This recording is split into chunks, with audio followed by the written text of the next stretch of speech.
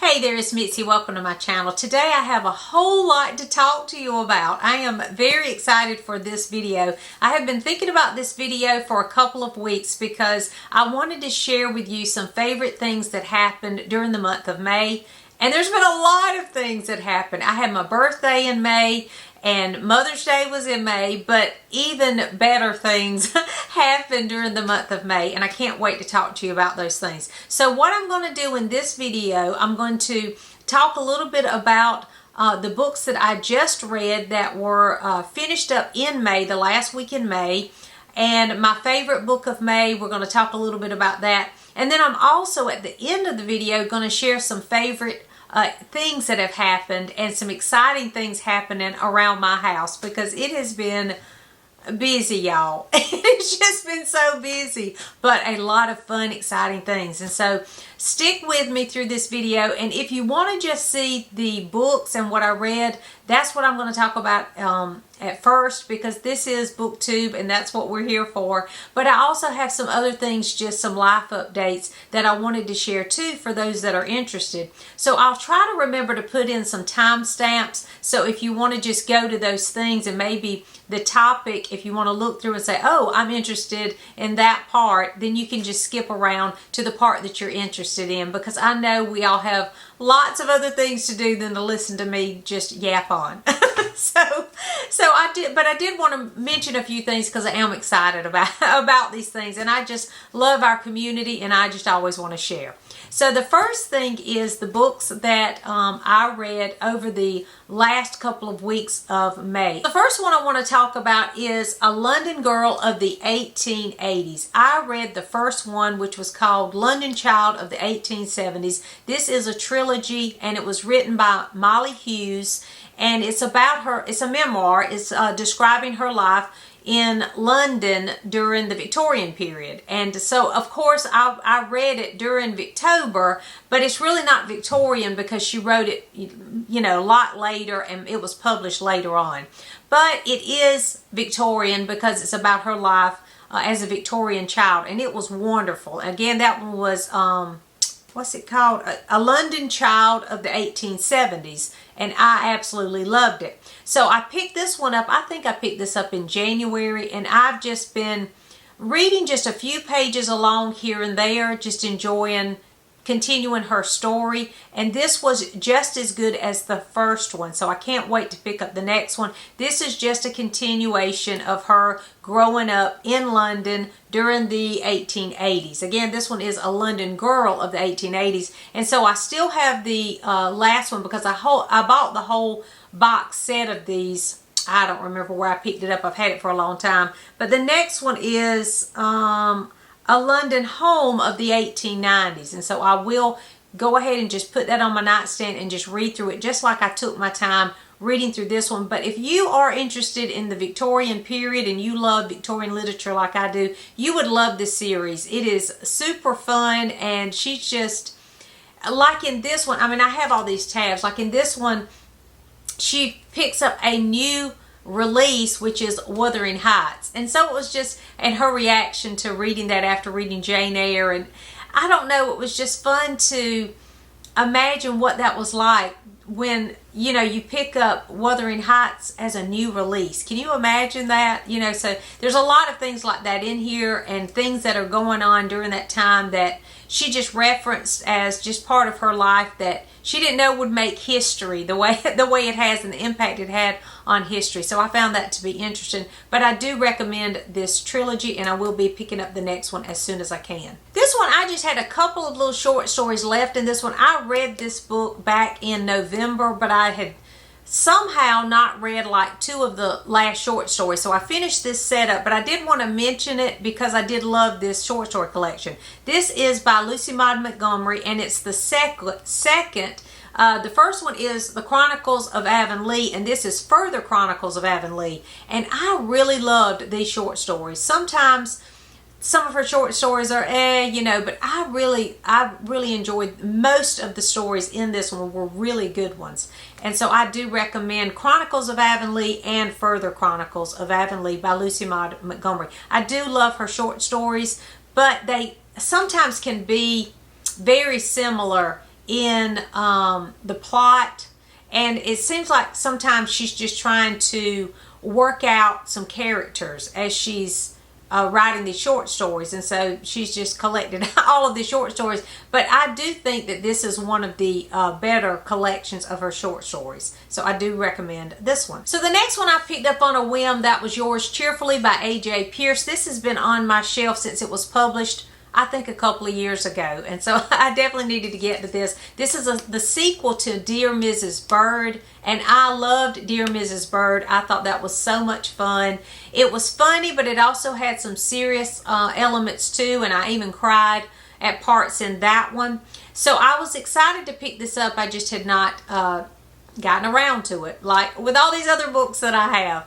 So in this one, we continue the story of the main character from the first in Dear Mrs. Bird. She works for, I think it's Woman's Friend is the name of the magazine. And in the first one, she takes over this advice column. And so she's still doing that in this one.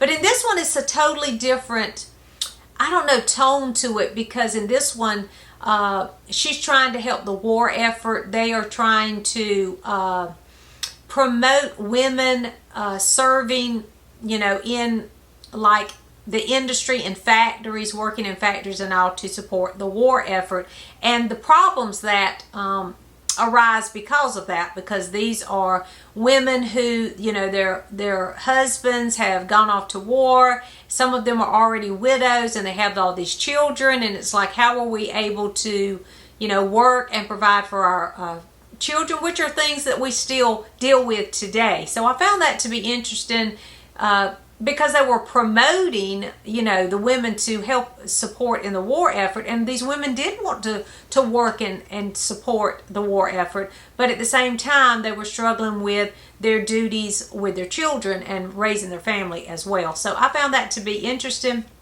I didn't enjoy this one though as much as I enjoyed Dear Mrs. Bird, but I think there might be another one. Let me know in the comments if there's a third one, because I am interested in the third one, because I did enjoy this one. The first one just seemed to be a lot funnier. The situation in that one was funnier. This one was a little more serious maybe, I don't know, and I wasn't invested in these characters as much as I was in the first one. But I am interested in this author, A.J. Pearce, and if there's another one, I definitely will read it. The next one I picked up again, I just went over on my shelf and I picked up another book, and this one's called Waves of Mercy by Lynn Austin. Again, this has been on my shelf for a while, and I have the second one. I think this is a duology. I have the second one awaiting, and I can't wait to pick it up because this was really good. I love Lynn Austin. She's a favorite author. She's a Christian author, and this is Christian historical fiction. It takes place in the late 1800s. Well, it's a dual timeline. There is a story after the Civil War, and then there's a story that's before the Civil War that works up to, I think, 1897 is what it works up to. So there's two stories that are taking place, two main characters, two women who at the end of the story connect some way. I'm not going to go into any spoilers or anything, but they do connect in a surprising way. And you feel that from the beginning because of a character who is sharing in both stories. So you know that's coming, but you're not sure how they're connected until the end. And I really enjoyed that because it gave it sort of a mystery to follow through the story. Both of the main characters in each timeline were super interesting characters. Usually when I read a dual timeline, I'm interested in one and I kind of hurry through the other story to get to the other. But in this one, I was invested in both stories. They were great, strong female characters, and I do recommend this one. This one, it starts with a girl who is afraid of the water, and so she's afraid of taking a steamship or any of those things for travel. She always wants to take the train because she has this recurring dream where she is in the water and the ship is sinking and her mother drowns. And so she always has this recurring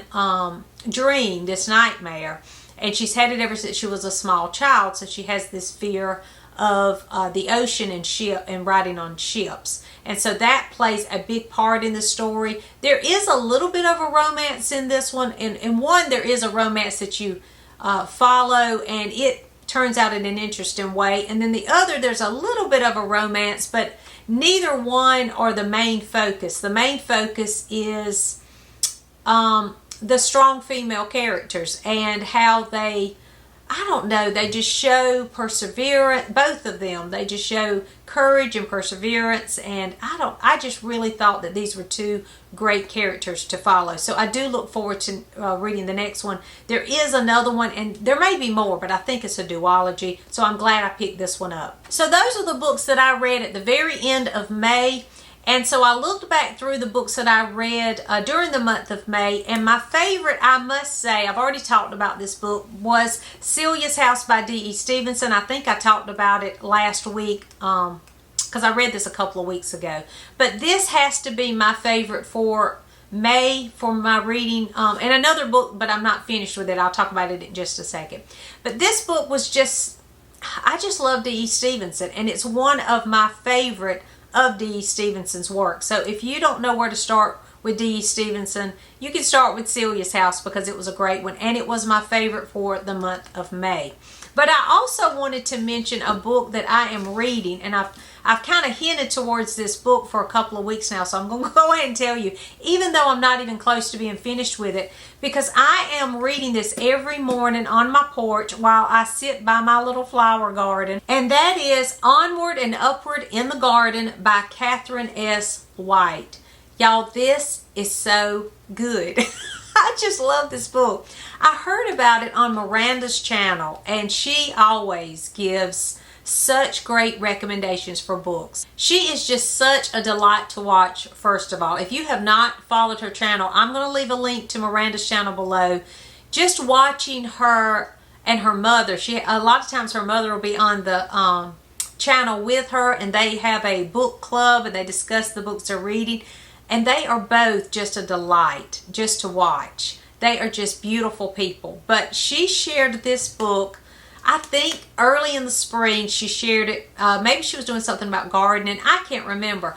But for some reason, I don't even know why I was interested in reading this one. But I searched for an old copy of this book, and I am so glad I did. I even messaged Miranda, thank you for mentioning this book, because it is such a wonderful addition to my spring and summer. And every morning I am picking this book up and I'm reading just a few pages each morning. Now, you will not be interested in this book probably.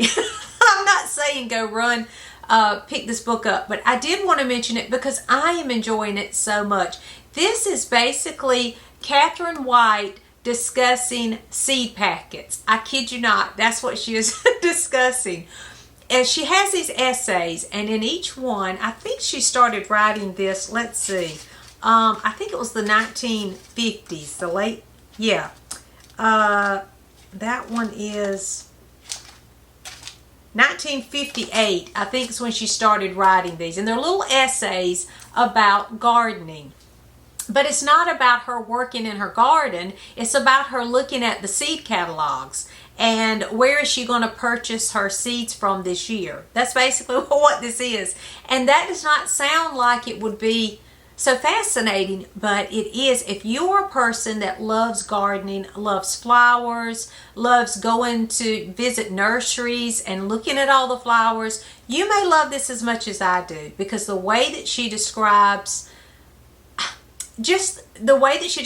the joy of looking through the seed catalogs, anticipating the flowers that she will grow from these seeds, is just fascinating.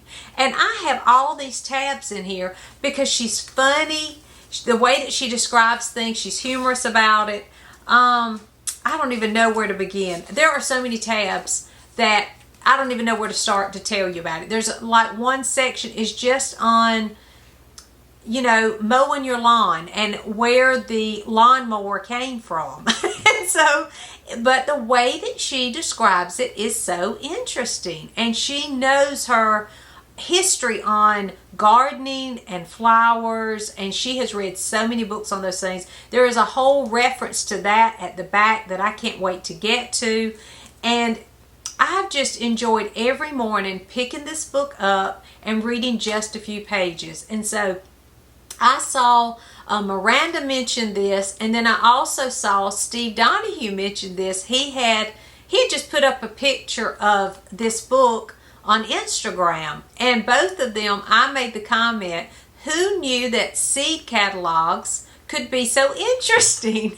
I'm serious, that is all she's talking about. But I find this to be fascinating. And if you are a person that gardens or just loves flowers and the garden in the spring and summer, you might want to pick this up and give it a try, because I have found this to be the highlight of my morning every morning during the spring and summer since I've been picking it up. And I am about halfway, maybe more than halfway through, but I just love it. And so I wanted to go ahead and mention it because I am going so slow that it'll be fall by the time I finish, and I don't want it to be that you don't get a chance to pick it up if you're interested, because now is the time to read this one. Okay, so those are the books that I read, and thank you. If you're not interested in learning all this other stuff, thank you for watching, and I hope you find a book there that you will enjoy reading. But these are just some other things that I want to talk about that have been happening, just some life updates, and y'all, I can't wait to tell you about them. So the first thing is a bird camera. My husband bought me at Christmas, he gave me this bird feeder, and it has a camera on it, and I'm going to put in some footage because I love it. Well, I didn't put it up during the winter. I waited till the spring after I had my other gardening things out that I was putting out for the spring, and my husband set it up for me, and I have just enjoyed it so much. So I wanted to share that with you, and I just love it. And so I'm going to put in a few little images of the birds, the video of the birds coming over and visiting the bird feeder. And what happens is it's connected to my phone. There's an app, and so every time a bird visits, there's a notification. I've had to turn the notifications off because now they just stay there. I mean, all the time, except for at night, it's going off constantly. So I actually had to turn the notifications off, and I just go check it, throughout the day, because I was just, looking at my phone wanting to see all the birds. And I don't like to sit with my phone because, that's a time suck, and I don't like that. But I love it. My husband gave me that for Christmas, and he was just, he knew I would enjoy it, but I don't think he realized just how much I would enjoy it. And he actually chuckles about how much I am, loving the birds. I even took it when I went to church. I was like, y'all have got to see these birds in my yard, and showing different people the birds, because I just love it. And I am a bird watcher, and I have an app that when there are birds singing in my yard, I can turn that app on and record and find out what birds. So I've learned all kind of bird calls. It's just been wonderful, and I do enjoy that. So my husband knew that about me already, and so he put that out there in the backyard, and I just love it. And so I also wanted to mention, since I was going to talk about the bird cam, this game is called Wingspan. And I bought this for my family at Christmas. Every year I buy a board game because we are huge board game lovers here at our house. We love board games. Ever since the boys were able to play board games, I have bought them a board game every year. Sometimes I buy them vintage board games, and we just love them. So this was the one for this year, and it is our favorite game now. We can't wait to play it. And ever since Christmas, we play this game all the time. I'll try to remember to put in maybe a couple of pictures of the board and things. But what you do is you have different habitats. There's like the wetlands, the forest, the grasslands, I think that's what they are. And then your goal is to get as many points from these birds as possible.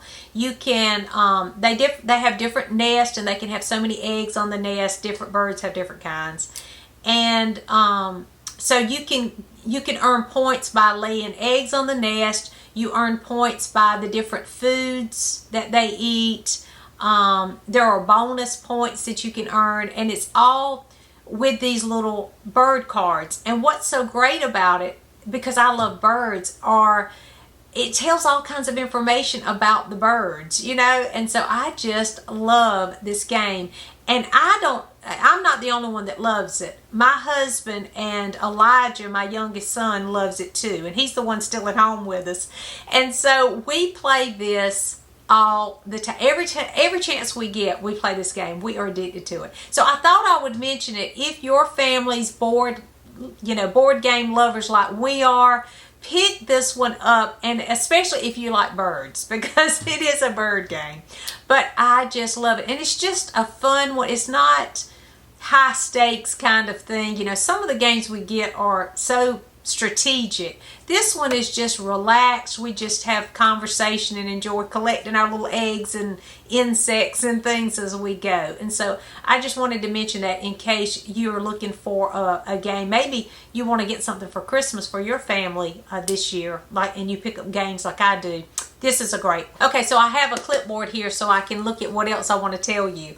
Okay, so I talked about the game. Oh, the other thing that my husband did was, I want to put in a picture of this. If you follow my channel, you know I lost my dog Millie, and y'all, I just miss her so much. I had her for 15 years. She was a Maltese. She was everything, and she ran this house. She was the queen of the castle.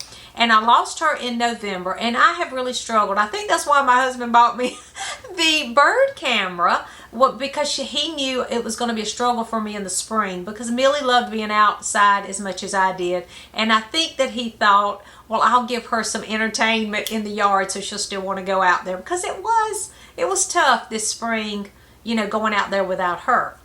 So my husband bought me these roses, and they're white roses because Millie had white fur, and I have planted that in the garden in memory of her, and I just think it's so pretty. So I wanted to share that. That is a favorite, and it's in full bloom right now, and it's just beautiful, and it just makes me think of her. And then I also found this place on Etsy where they sell these little pet memorial stones, and so I bought one of those for Millie too. And I don't know, I just wanted to do something for her because I miss her so much, and so I bought those things. So I thought I would share those in case you're looking for a little pet memorial stone, because our pets are so precious. So that was something that was a favorite that I had for May too. Okay, and then the other thing is my new space. If you look around me, you know I'm in a new location. I mentioned it in my last video, and I am right now, as soon as I finish this, I'm going to try to do a little tour and get some footage. It's just hard for me to do that because I am not good with the camera.